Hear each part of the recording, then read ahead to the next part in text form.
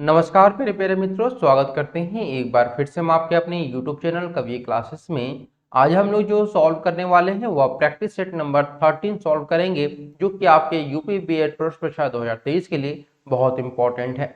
तो चलिए बिना किसी समय गवाए आज हम लोग अपने सेशन को शुरुआत करते हैं, जिसमें आज आप लोग को टॉप 25 प्रश्नों को सॉल्व कराया जाएगा। ठीक है, तो प्रश्न नंबर आपका यहाँ पर 26 जो शो कर रहा है वो आपके स्क्रीन के सामने कर रहा है, दिया है। प्रश्न नंबर 26, आधुनिक ढंग से पहला एकांकी किसे माना जाता है? आधुनिक ढंग से पहला एकांकी किसे माना जाता है? एक घूंट को, भोर का तारा को, या फिर बादल की मृत्यु को, या फिर कारवा को। देखिए आधुनिक ढंग से अगर देखें तो जो एकांकी माना यानी पहला एकांकी माना जाता है वह बादल की मृत्यु को माना जाता है। ठीक है, किसको? बादल की मृत्यु को माना जाता है।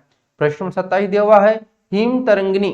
हिम तरंगिनी किसका काव्य संग्रह है? राजकुमार वर्मा का, भगवती चरण शर्मा का, या फिर आपका दिनकर जी का, या फिर माखनलाल चतुर्वेदी जी का। तो यहाँ पर सही आंसर होगा कि हिम तरंगिनी जो है वो माखनलाल चतुर्वेदी जी की काव्य संग्रह रचना है। अब आते हैं प्रश्न नंबर 28 दिया हुआ है, केशव दास द्वारा रचित आध्यात्मिक ग्रंथ का नाम क्या था?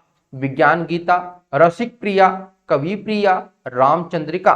तो सही आंसर होगा आपका ए, यानी कि केशव दास जी के द्वारा रचित जो आपकी आत्मकथा आध्यात्मिक ग्रंथ है वह आपका विज्ञान गीता है। अब आते हैं प्रश्न नंबर हम लोग 29 पे, दिया है हिंदी साहित्य का आधुनिक काल सामान्यतया कब से कब माना जाता है? यानी हिंदी साहित्य का जो आधुनिक काल है उसका आपको समय बताना है।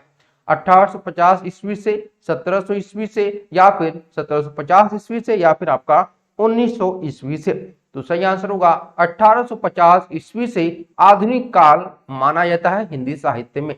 प्रश्न नंबर 30 दिया हुआ है, रामचंद्रिका की रचना किसने की थी? केशव ने, सेनापति ने, सुंदर ने, या फिर मोहनलाल मिश्र ने। तो प्रश्न नंबर 30 का सही आंसर होगा आपका ऑप्शन नंबर यहाँ पर सी, यानी कि रामचंद्रिका की जो यहाँ पर सॉरी ऑप्शन नंबर ए यहाँ पर होगा। रामचंद्रिका की रचना जो थी वह केशव जी के द्वारा की गई थी। ठीक है, अब आते हैं हम लोग प्रश्न नंबर 31 दिया हुआ है, सीता वनवास से संबंधित एक काव्य रचना कौन सी, ये आपको बताना है। सीता वनवास से संबंधित एक काव्य रचना, प्रभात पर्व, महाप्रस्थान, या फिर आपका सबरी, या फिर संशय की रात। तो सही आंसर होगा ए, यहाँ पर आपका प्रभात पर्व जो है वह सीता वनवास से संबंधित एक काव्य रचना है। प्रश्न नंबर 32 का रहा है, ज्ञान दीप किसकी रचना है? भूषण की, रहीम की, शेख नबी की, या फिर आपका बृंद का। तो प्रश्न नंबर 32 का सही आंसर होगा आपका ऑप्शन नंबर सी, यानी कि ज्ञानदीप शेख नबी की रचना है। अब आते हैं हम लोग प्रश्न नंबर 33 दिया हुआ है, जयशंकर प्रसाद जी की पहली कहानी कौन सी थी? ग्राम, सालवती, गुंडा, या फिर आपका महुआ। इनमें से कौन सी ऐसी कहानी जो कि जयशंकर प्रसाद की पहली कहानी है? तो यह आपका हो जाएगा ग्राम जो है वह जयशंकर प्रसाद की पहली कहानी है। प्रश्न नंबर 34 दिया हुआ है, श्री रामचरितमानस की रचना किस कवि ने की थी? सूरदास जी ने, तुलसीदास जी ने, कबीरदास जी ने, या फिर आपका मीराबाई ने। तो यहाँ पर श्री रामचरितमानस की जो रचना है वह की गई थी गोस्वामी तुलसीदास जी के द्वारा। प्रश्न नंबर 35 दिया हुआ है, गोदान के लेखक कौन है, ये आपको बताना है। Option number A Chatursen, option number B Mahadevi Verma, Premchand, Rangeya Raghav. तो प्रश्न 35 का सही आंसर हो जाएगा यहाँ पर प्रेमचंद जी जो है वो आपका सही आंसर यहाँ पर होगा। ठीक है, क्या हो जाएगा? प्रेमचंद्र। अब आते हैं प्रश्न नंबर आपका 36। देखिए प्रश्न नंबर 36 का रहा है आप लोगों से यहाँ पर कि आदमी बनना मुहावरे का सही अर्थ क्या होगा, ये आपको बताना है। ठीक है, आदमी बनना मुहावरा जो है आपका इसका सही अर्थ बताना है कि किसी अन्य जीव का आदमी में परिवर्तित होना, या फिर यूं कह सकते हैं कि आदमी जैसा दिखना, या फिर अच्छा व्यवहार सीखना, या फिर आपका कृत्रिम ढंग से आदमी प्रतिरूप बनना। तो सही आंसर होगा आपका सी, यानी कि आदमी बनना यानी अच्छा व्यवहार सीखना आपका सही आंसर है। अब आते हैं प्रश्न नंबर 37 दिया हुआ है, आंख खुलना मुहावरे का सही अर्थ क्या होगा? ज्ञान होना, भ्रम में पड़ना, आंख किरकिराना, या फिर लज्जा दूर करना। तो सही आंसर होगा ए, यानी कि ज्ञान होना आंख खुलने का सही अर्थ होता है। प्रश्न नंबर 38 दिया हुआ है, नेकी कर दरिया में डाल, इस लोकोक्ति का उपयुक्त अर्थ क्या होना चाहिए? मदद करके मदद की उम्मीद करना, घृणा के बदले प्रेम करना, उपकार करके उपकार की बात भूल जाना, कष्ट सहकर परोपकार करना। तो यहाँ पर देखिए नेकी कर दरिया में डाल, यानी कि उपकार करने के बाद उपकार की बात भूल जाना ही नेकी कर दरिया में डालना होता है। प्रश्न 39 का रहा है चिराग तले अंधेरा।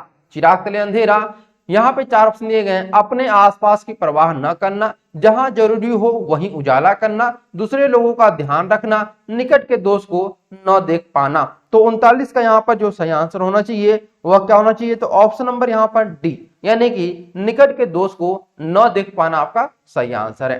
प्रश्न 40 का रहा है आसमान से गिरा खजूर पर अटका, इस लोकोक्ति का उपयुक्त अर्थ बताइए। बाधा मुक्त होना, एक नई मुसीबत में पड़ना, मुसीबत ही मुसीबत, मुसीबत में किसी का सहारा बनना।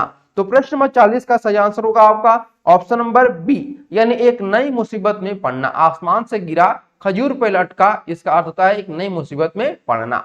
अब आते हैं प्रश्न नंबर 41 दिया हुआ है किनारे लगना, इस मुहावरे का अर्थ क्या होगा? किसी कार्य को समाप्त करना, डूबने से बचना, लहरों द्वारा किसी वस्तु को किनारे फेंकना, या फिर नदी पार करने में असफल होना। तो 41 का सही आंसर होगा आपका ए, यानी यहाँ पर किनारे लगना अर्थात किसी कार्य का समाप्त होना आपका सही आंसर है। प्रश्न नंबर 42 का रहा है आंसू पीकर रह जाना, इस मुहावरे का अर्थ बताइए। आंसू बहने न देना, अन्य के भाव में आंसू से भूख मिटाना, गुस्सा होना, या फिर चुपचाप दुख सह लेना। तो सही आंसर होगा आपका ऑप्शन नंबर डी, यानी कि चुपचाप दुख सह लेना आंसू पीकर रह जाने का सही अर्थ होगा। प्रश्न नंबर 43 दिया हुआ है आंधी आवे बैठ गवावे, इसका अर्थ बताना है। संकट में मुंह फेरना, विपरीत परिस्थितियों में उपयुक्त समय आने का इंतजार करना, या विपत्ति से टकराने का हौसला रखना, या आंधी के बाद पानी बरसने का इंतजार करना।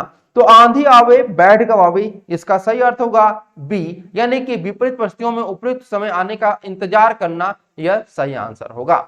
अब आते हैं प्रश्न नंबर आपका 44 दिया हुआ है किताब का कीड़ा होना।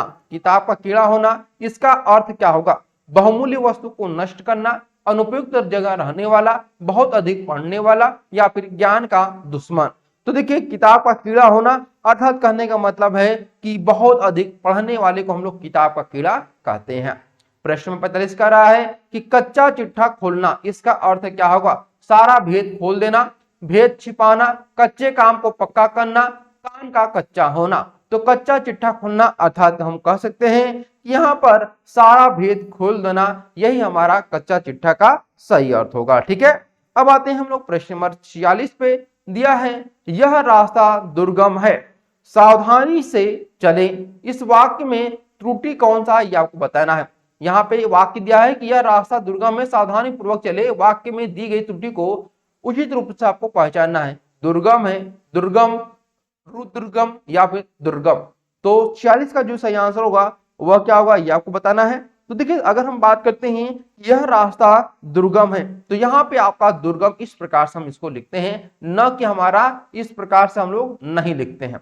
ठीक है, ये हमारा जो लिखा हुआ है वो गलत है, और दुर्गम ये आपका ऑप्शन में भी सही है। प्रश्न 27 दिया हुआ है हमारा समाज उन्नति के पथ में है, इस वाक्य में किस प्रकार का शुद्धि है? वचन की, कारक की, संज्ञा की, या फिर आपका लिंग की। तो यहाँ पे देखिए कारक की हमें यहाँ पर देखने को मिल रही है। क्या मिल रही है भाई? अशुद्धि। देखिए जैसे कर्ता ने कर्म को करण से, ये हमारे कारक होते हैं। यानी हिंदी में अगर हम बात करते हैं तो कुल 8 प्रकार के आपके कारक होते हैं। ठीक है, उन्हीं में से एक आपकी अशुद्धि है। प्रश्न 48 दिया हुआ है हनुमान ने संजीवनी बूटी से लक्ष्मण के लिए होश लाए। हनुमान ने संजीवनी बूटी से लक्ष्मण के लिए होश लाए, इस वाक्य में त्रुटि का आधार पहचानिए। कारक, वचन, विशेषण, या फिर आपका लिंग। तो देखिए सही आंसर होगा आपका ए, यहाँ पर कारक है। हनुमान जी ने संजीवनी बूटी से लक्ष्मण जी के लिए लक्ष्मण जी क्या हुए उसके बाद होश में आए। तो यहाँ पर आपका कारक सामने आपको दिख रहा है कि यहाँ पर त्रुटि है। प्रश्न 49 देखिए दिया हुआ है उचित एवं शुद्ध वाक्य पहचानिए। लड़कियां सेब खा रही हैं, लड़कियों सेब खा रही हैं, लड़कियां सेब खा रही हैं, लड़की सेब खा रही है। तो यहाँ पर जो सही आंसर होगा आपका ऑप्शन नंबर सी, लड़कियां सेब खा रही हैं, यह आपका शुद्ध वाक्य है। प्रश्न 50 देखिए दिया हुआ है घर पर सब कुशल पूर्वक है, इस वाक्य में किस प्रकार का शुद्धि है? लिंग, कारक, सर्वनाम, या फिर आपका संज्ञा। तो घर पर सब कुशल पूर्वक है, इसमें आपका अगर बात करते हैं अशुद्धि जो है वह हमें कारक के जरिए देखने को मिल रही है। घर पर सब कुशल पूर्वक है, इसमें आपका कारक का आपका क्या यहाँ पर देखने को मिल रहा है, त्रुटि देखने को हम लोग को मिल रहा है। ठीक है, तो इस प्रकार से आज हम लोगों ने कुल लगभग 25 प्रश्नों को सॉल्व किया, जो कि आपके लिए बहुत इंपॉर्टेंट है। इन प्रश्नों को एक बार हो सके तो आप लोग रिवीजन जरूर करिएगा, ताकि आप लोग को जो प्रश्न नहीं आ रहे होंगे उसका आप लोग एक बार पुनः क्रियान्वयन कर सके। ओके एवरीवन, तो आज के लिए इतना ही, फिर मिलते हैं अगले वीडियो में। तब तक के लिए धन्यवाद। Thank you so much for watching this video.